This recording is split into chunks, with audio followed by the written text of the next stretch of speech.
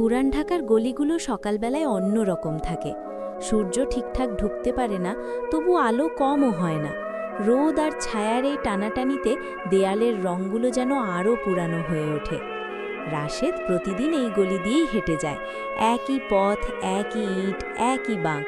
তবু প্রতিদিনের ভেতরেও কিছু না কিছু বদলায়। কখনো দোকানের শাটার একটু দেরিতে ওঠে, কখনো আজানের ধ্বনি একটু বেশি দূর থেকে আসে।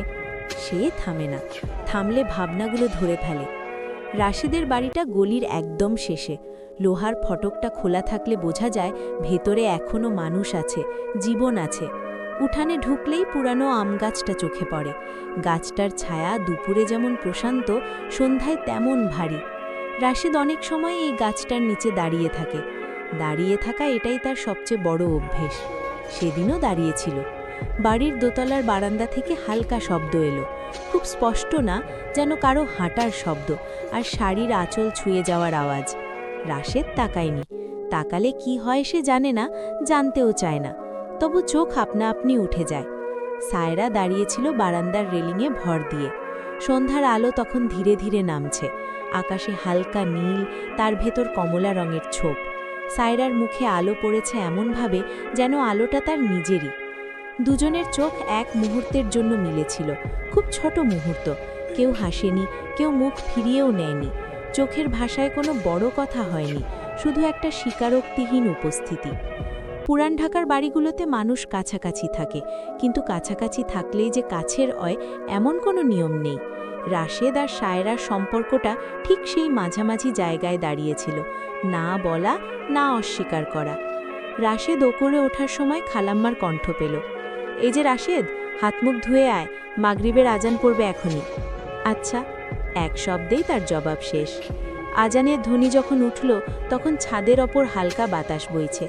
পুরান ঢাকার ছাদগুলো সবসময় একটু কাছাকাছি, হাত বাড়ালে পাশের ছাদের গল্প ছুঁয়ে ফেলা যায়।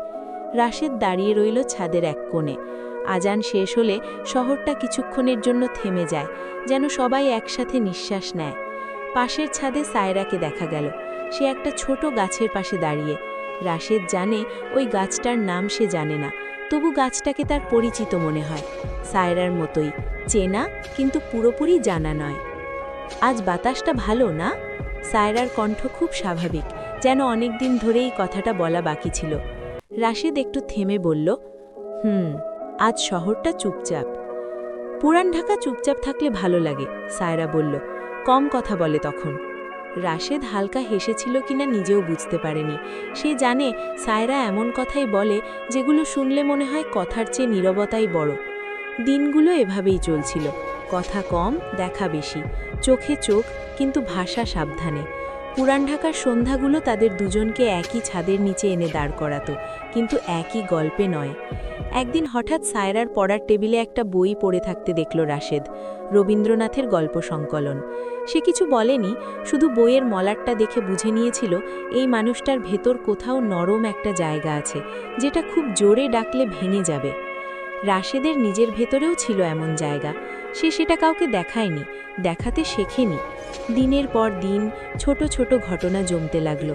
সিঁড়িতে দেখা হওয়া, ছাদে একই সময় দাঁড়ানো, আজানের পর কয়েক মিনিটের নীরবতা। এগুলো প্রেমের গল্পের মতো শোনায় না, কিন্তু এদের ভেতরেই এক ধরনের সম্পর্ক গড়ে উঠছিল, যার নাম কেউ দেয়নি। এক সন্ধ্যায় খালাম্মা হঠাৎ বললেন, এই বাড়িতে মানুষ বেশি কথা বললে টেকে না, যারা কম কথা বলে তারাই বেশি দিন থাকে। রাশেদ বুঝেছিল কথাটা তার জন্যই, সায়রার জন্যও হয়তো। সে রাতে ঘুমোতে পারেনি, জানালার বাইরে দূরের আলো দেখছিল।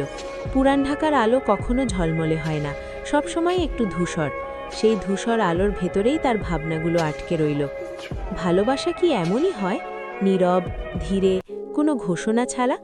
রাশেদ জানে না, সে শুধু জানে এই নীরবতাটা হারাতে সে ভয় পায়। আর সায়রা, সে জানালার ওপাশে বসে একই আকাশ দেখছিল কিনা, এই প্রশ্নটাই রাশেদের বুকের ভেতর হালকা কাঁপন তুলেছিল। এই ছিল শুরু, কোনো প্রতিজ্ঞা নয়, কোনো স্বীকারোক্তি নয়, শুধু পুরান ঢাকার গলির ভেতর জন্ম নেওয়া এক নীরব আলোর গল্প।